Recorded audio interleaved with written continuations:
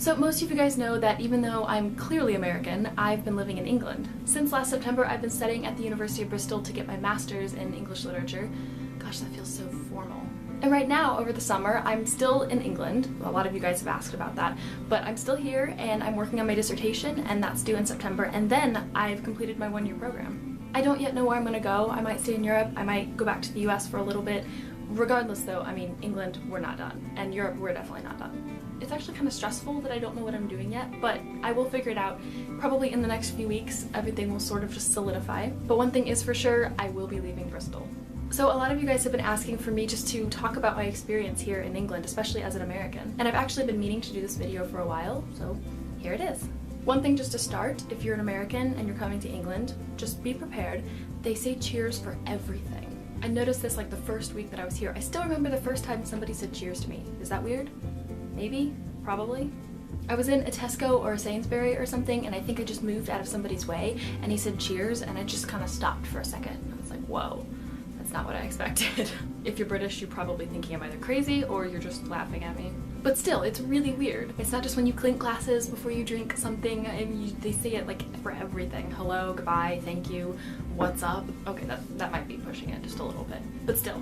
Okay, so now that we've covered that, I just had to get that out there for you guys. England in general is absolutely beautiful. There's this stereotype about British people that probably a lot of Americans and probably Canadians know, that they're supposed to be rude, and really I don't feel like that holds up. I mean, there are rude people, like there are when you get any mix of people in any city, but I really don't think that they tend to be colder. I read somewhere that someone said that British people, as opposed to American people, tend not to be so superficial.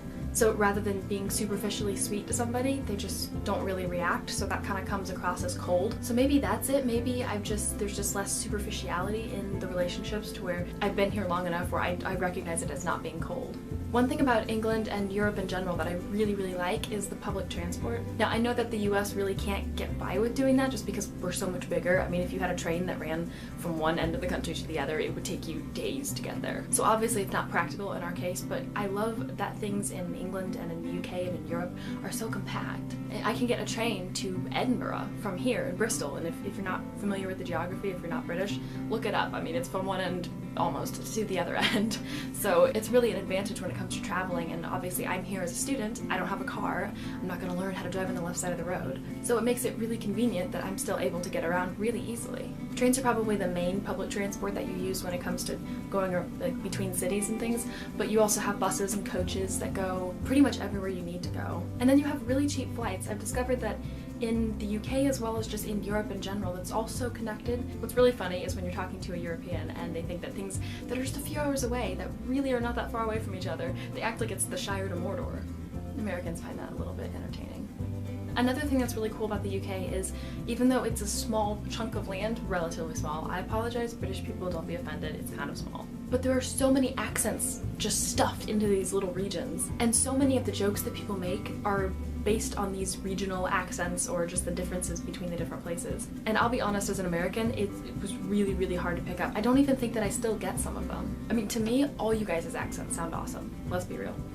I also find that a lot of days, not every day, but people comment on my accent when I go places. There are plenty of Americans here. I mean, if you're an American coming to England, do not think, especially if you're in London, but do not think that pretty much anywhere you're going to be that unique. There are a lot of Americans, and of all places in the globe, England is one of those hot spots because we speak the same language and it's a different culture. It's Europe still. So there are a lot of Americans here. I have American friends that I've met just since I've been in Bristol. But you still do have an accent, so you still stick out somewhat from other people, and I do find that once in a while I have been poked fun at, just good-naturedly, of course. Like me always ordering my coffee. Apparently some British people think it's really funny to say coffee like an American, except they always do it more like New York, like coffee. I'm like, I don't say coffee. People also try to make fun of the D sound, that everyone thinks it's a D sound for the Americans, like the T is a D. It's really not, it's actually a different sound. Linguistics. But it sounds like a D. I feel like I've been rambling on and on and on. There are so many other things that I could talk about this. If you guys want me to do a follow-up blog post or something and talk about a few more, I have plenty, so I would definitely be up for that. So just let me know in the comments if there's any interest in hearing some more things like that. But for now, I'm gonna stop rambling because I do have a dissertation to work on. Let me know in the comments what you think about the things that I've said. If you're English, give me some insight. If you're an American traveling to England, or if you're not British but you have been to England, you can leave some more things down there that maybe you've noticed. As always, thank you guys so much for watching, and I will see you in my next video.